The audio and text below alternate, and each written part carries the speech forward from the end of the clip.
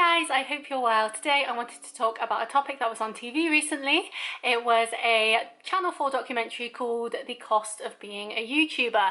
And obviously, I have a YouTube channel, so I wanted to weigh in on what I think the cost of being a YouTuber is, whether it's worth it, and just everything that I learned from this documentary, because even though it was only half an hour long, you learned so much from it because it was so insightful, and the statistics are really what I want to bring to the foray here because they were so interesting and surprising, and I think it's something that people don't really think about when they think, oh yeah, I'm gonna be a YouTuber. They just think it's making a video and getting millions of subscribers, when it's anything but. So that's what we're going to talk about today. So in this documentary, it is fronted by Dan Howell, also known as Dan Is Not On Fire on YouTube. He is a British YouTuber that was kind of around during that big YouTuber phase of like the Brit Crew, with Zoella, Sprinkle of Glitter, Alfie Days, Marcus Butler, Naomi Smart, all those sorts of people. And he was very famous for working with a guy and living with a guy called Amazing Phil, or Phil Lester.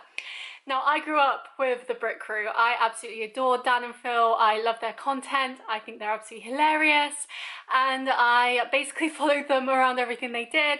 I know they did a tour. I've never been on a YouTuber tour. It doesn't really interest me, but I know about it. I watched all the behind the scenes.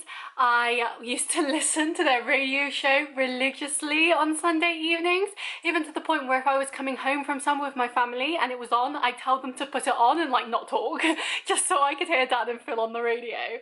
And I thought it was absolutely incredible that these people that started out their careers on the internet, on just one video platform, suddenly transitioned into other types of content too, from radio to stage to books to everything. It's really, really exciting.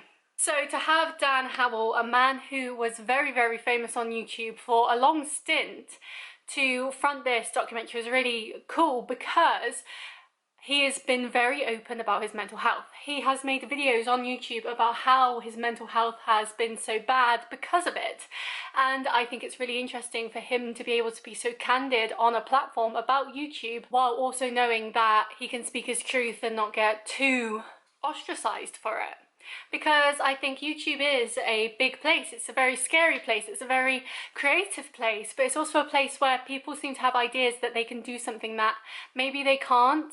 And I think sometimes people need to be brought down to earth, and hearing Dan Howell speak so candidly about his experience definitely caused that reaction from me. So in this documentary, we see Dan Howell speak to different YouTubers, some who are only just starting out in the YouTuber sphere and doing all these crazy things to try and get views, and also people who have been in it for absolutely years. So the first group he speaks to, they are a group of content creators who have all their own unique channels, but they like to collaborate because then the subscribers can flick between the different channels and they can grow their audience quicker because they have more collaboration. These particular YouTubers like to do prank videos, and the one prank that we see them do is they want to call up an Uber to see if they would be willing to move a dead body in their car. At the end, we see that they changed the dead body name to convicted criminal, because obviously YouTube doesn't really like the idea of dead bodies, thanks to Logan, well, not thanks to Logan Paul, they shouldn't like it anyway, but Logan Paul definitely was the front runner for that sort of content. But yes, we see them film this. It's all secret cameras, and at the end they have like a big confetti cannon that goes off in the Uber driver's face. I would show you this, but Channel 4 obviously copyrighted the content, so I'll put screenshots up, but like I can't show you the actual clips, unfortunately. But yeah, watching it from an outside perspective, as someone who does do YouTube but not that sort of content, I found it so cringy. And I don't think these people realise how it makes them look. Obviously this is the sort of content that does get views on YouTube. This is the sort of content that YouTube pushes because it gets a lot of reactions, but that doesn't mean it's good. And all I could think about with my 27-year-old brain was, think about that poor Uber driver, and he's just trying to do his job, and he's got these people just messing about with him. And that's something that I've never liked about pranks with other people, like outside sources. If it's in like your own family and you're on like a family prank channel, whatever, you're only affecting your own problems. But when it's people in the public, that's a whole different kettle of fish, and it just makes me feel so uncomfortable watching them basically mess about with this man who I'm guessing didn't consent because they didn't have his picture on the video. It was all blurred out, so it seemed like he didn't give his consent to have his face involved, which says to me that he didn't want to be involved. To then push this onto him is shocking. Like, no, that's not okay. Whenever I film my videos out and about in public, I always make sure to try and not get people in it, or if I do get people in the shot, that you can't really tell who they are, or it's like a quick flash, so you can't decipher who those people are in the video, so they can keep some anonymity. That's the word. But when they're like, the whole point of your video is to prank this unsuspecting person, that makes me feel really uncomfortable. The girl of the group revealed that she was sleeping in a friend's cupboard. I don't know why she couldn't have like a pull-out mattress, but maybe for the content, but she told Dan that she was sleeping in a friend's cupboard because she was in debt, and she basically couldn't afford rent and all that sort of stuff, which is insane. Because in the capitalist world we live in, you need to be able to afford things. You need to be able to have money to live. And I do my YouTube around my full-time job. I have a steady stream of income coming in somewhere else because I know it won't come from here. But she didn't seem to think that way. I have all my videos planned up until the end of September. It's the start of July now and this one's going up. And I have all my videos planned out till the end of September because I'm able to do it in pockets of time. I'm able to make content out of things that I'm doing. And yet this girl seemed to make her YouTube channel her whole thing. Like she had to treat it like a full-time job, when really you don't need to, because the big thing with YouTube is it's all down to luck. The second person we meet is a magician who got huge on YouTube Shorts. I've started adding YouTube Shorts to my channel, and I will give you a little tip. It's not really a tip because everyone knows it. My God, are they incredible? Like, the amount of subscribers I get from doing YouTube Shorts is insane. Like, the amount of comments, it's fabulous. So if you're trying to be a content creator, do YouTube Shorts. But he basically gained over 1 million followers in like a year or something because of doing YouTube Shorts. And he was fun because he would go up to people and ask them if they wanted to see a magic trick. He would make sure that they were happy to be on camera.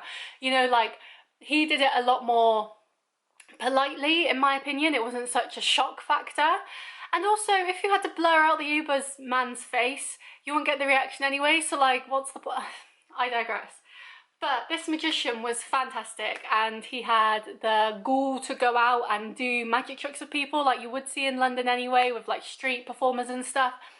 And he just made it this thing. But the only reason he got pushed so hard by YouTube and gained so many followers and subscribers was because he was lucky. Yes, his content was enjoyable. Yes, his content was different and exciting.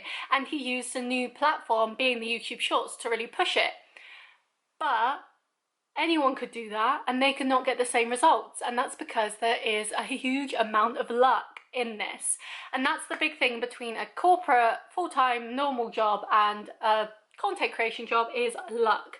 Now, they had a lot of statistics in this documentary, which I absolutely loved. And one of the statistics, I can't speak. And one of the statistics was, out of the top 20 most subscribed YouTubers, only 5 of them were women, which immediately shows that women have a harder time making something of themselves on YouTube than men, because there does seem to be quite a bias towards male content creators. Now, that wouldn't be the same on, say, Instagram, and that wouldn't be the same on, say, TikTok, but on YouTube that seems to be the way it goes. And if you were in a normal job, they can't have that bias. That's discrimination. And so you would get paid what you're worth, regardless of your gender, sexual orientation, race, disability, whatever. You would be treated as equally as everyone else. But online that doesn't happen, because obviously it's all about the audience, and if the audience don't want to watch you, there's nothing you can do about that, because you are you, and that's just the way it goes. And this brings me on to the next part of the documentary, which is where Dan Howell puts together a mock CV of all the experience and skills you would need to become a YouTuber. And he went around in the public asking people to read the CV and whether they would take the job or not, the job description, not the CV. And it's insane the amount of things you need to know or have at least some basic knowledge of to be able to be a YouTuber. Of course, you can just sit down in front of a camera and chat. We saw it with the now defunct, not very nice man that I used to watch, Blue Van Man, where he would just sit down in front of a camera and watch. Once again, he is male, so that probably helped his case a bit, and he was pushed out by the True Geordie podcast because he was so weird and random and just not what you'd expect from YouTube. And so yes, you can make it big by not knowing how to edit and not doing thumbnails and not understanding the algorithm and stuff, but there's such a minute chance that that will happen that it's better to know these things to give yourself a fighting chance. And there's so many things that you need to know. Like off the top of my head for this YouTube video, I've got to own a camera for the start, you know, like that's money. I own a ring light, that's money. If you want a proper mic, that's money. I used to own a mic, but this camera that I have now doesn't allow external mics, which is annoying, but it's a situation, it's fine. You need to have editing software for videos and images. You need to know how to make thumbnails. You need to know Photoshop, or at least basic Photoshop like Canva or Pixlr, which is what I use. You need to be able to edit videos, whether it's on iMovie, Final Cut, whatever's on Windows, because I'm an Apple person, I don't really know what Windows have. You need to be able to sell yourself. You need to be confident in front of the camera. You need to understand what you're talking about to a degree that it's relevant for what people are talking about. That's another thing. You need to know your target audience. I do mainly health, wellness and fitness because that's what I really enjoy. And this is kind of more of a lifestyle side of thing. But it's all in the same realm. If I didn't think this was relevant for me to talk about, I wouldn't talk about it, because why would I? I won't get the reaction that I'd want from my audience. You need to be able to, yeah, speak confidently. If you can't speak confidently, then no one's going to want to listen to you. That's the first thing I do, because a lot of the time I do sometimes put YouTube videos just on in the background as background noise. And if I don't like the way someone speaks, as petty as that is, I'll turn them off. I found a YouTube video, it was like an hour-long YouTube video on a person on YouTube that I find really fascinating and want to like dive more into their community, but the person who made the video I just could not watch. I was like, not for me, bye. So it's little things like that, little nuances. You need to understand social media, you need to understand keywords and tags and SEO so you can get the retention. You need to understand adding in like playlists and links, being able to link to your social medias, being able to respond to comments. There's so many things that you need to be able to know that are all very creative and technical, that a lot of people that are more logically minded or mathematically minded could really fall off, because it's just not what they want to do. It's not something they enjoy. And so a lot of people also looked at this job description because obviously it was, you work all the time. You never have a day off, because if you have a day off, you fall off. So you constantly need to be doing something for your channel. You constantly need to be upping your game. You constantly need to be researching and watching other videos and getting ideas and filming those ideas and getting those ideas up. And you need to do this all unpaid until you make it big. If you make it big. And that's the crazy thing about these top UK YouTubers. They, on average, had already been working 11 years before they made it to the top. Can you imagine putting in up to 11 years of unpaid labour without even knowing whether it was going to become something or not? Most people, like 99% of people wouldn't do that, because why would you? You want to reap the rewards of what you're doing. And so for me, I do my YouTube because I love it. I really enjoy it. I find it fun. I get to upload videos of things that I'm doing that I find really exciting.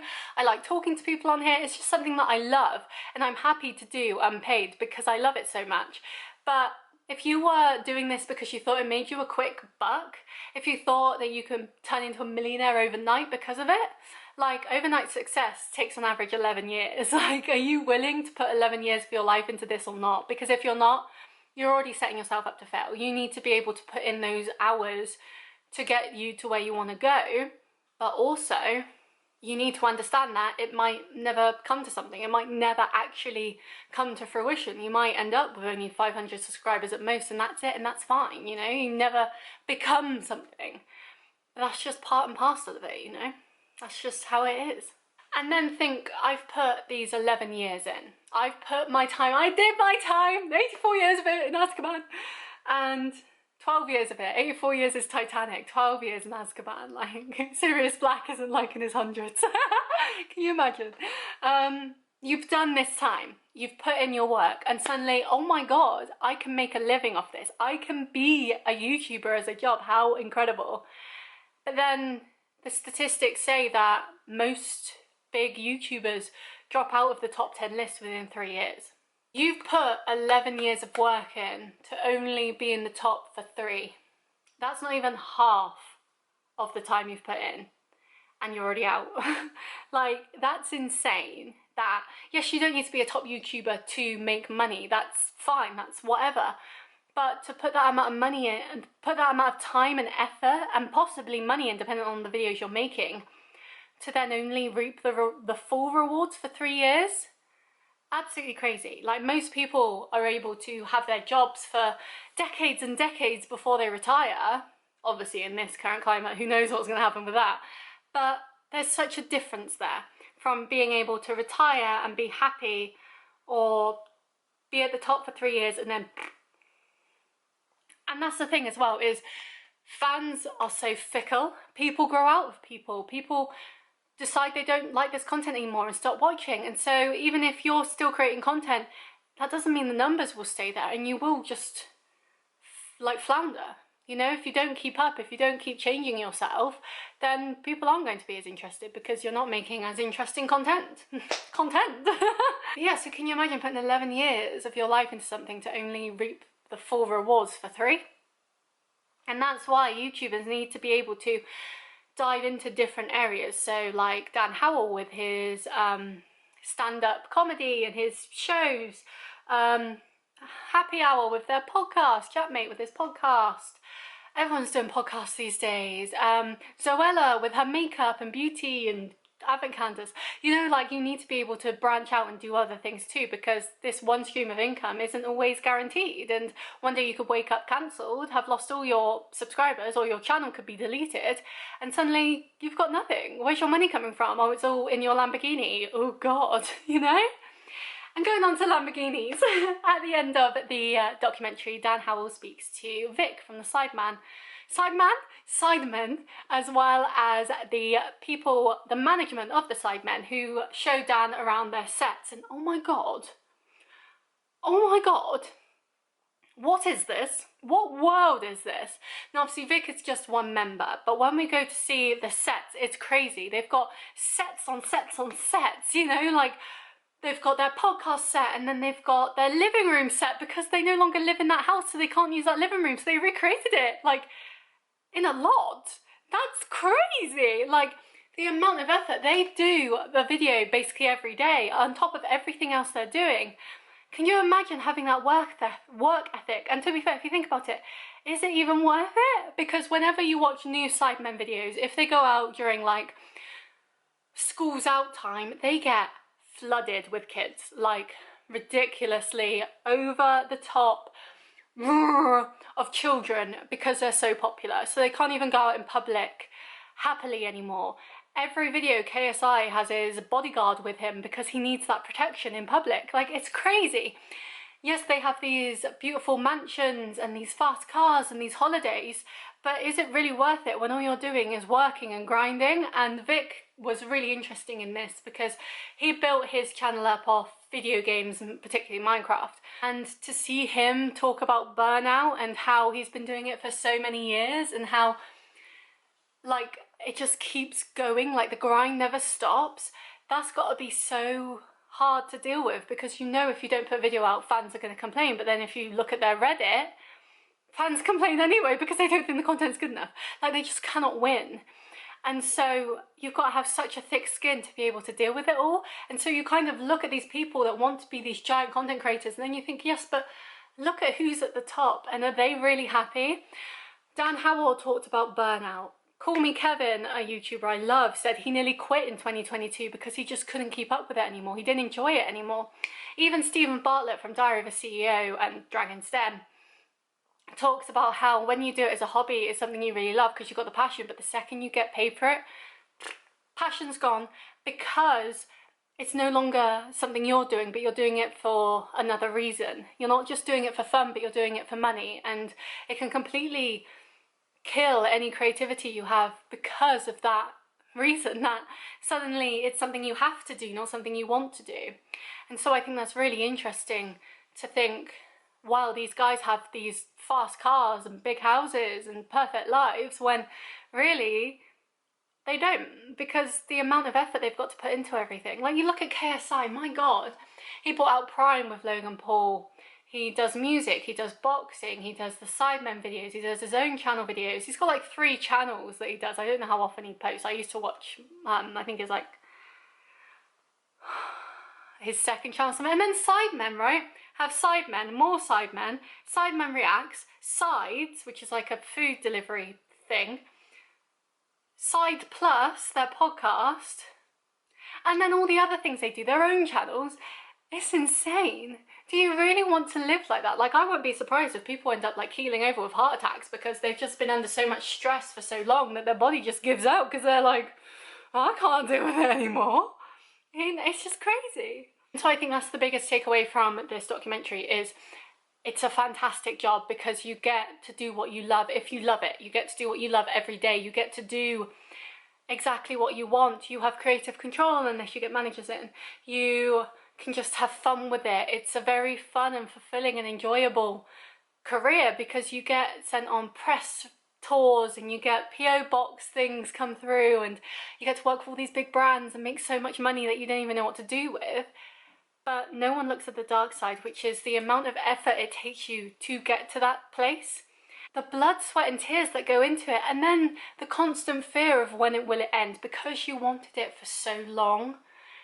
You suddenly have even more of a fear of, oh God, what if something happens to it? What if someone is petty and decides to make a rumour about me that isn't true, but then because you have to talk about it, you come out as the bad guy, you know? Like, of course, most rumours that come out seem to be true, but what if there is that pettiness there that people make up stuff and then suddenly you've fallen off?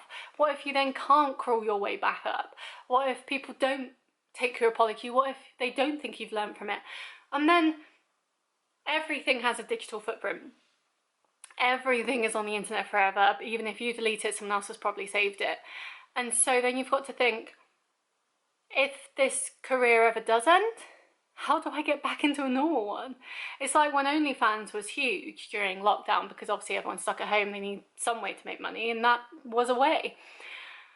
And then people spoke about how they lost jobs because of it. They lost chances in careers that they really wanted to because they decided to make some money on the side doing content that wasn't the most PG and got scrutinized for it. Like, it's insane. Like, no matter what you put online, it's always going to be there. So you've got to be really careful with that. And you've got to think, am I doing this for myself?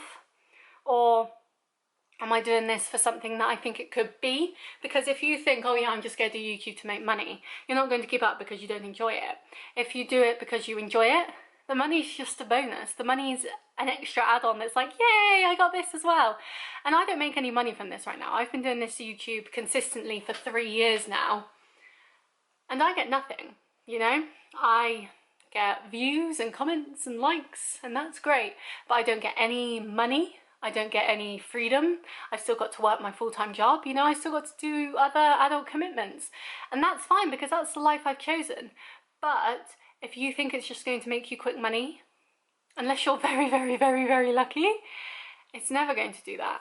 And you'll end up giving it up as quick as you took it up because you realise it's not what you expected. So if you want to be a YouTuber, great, go for it, see what could happen, you never know.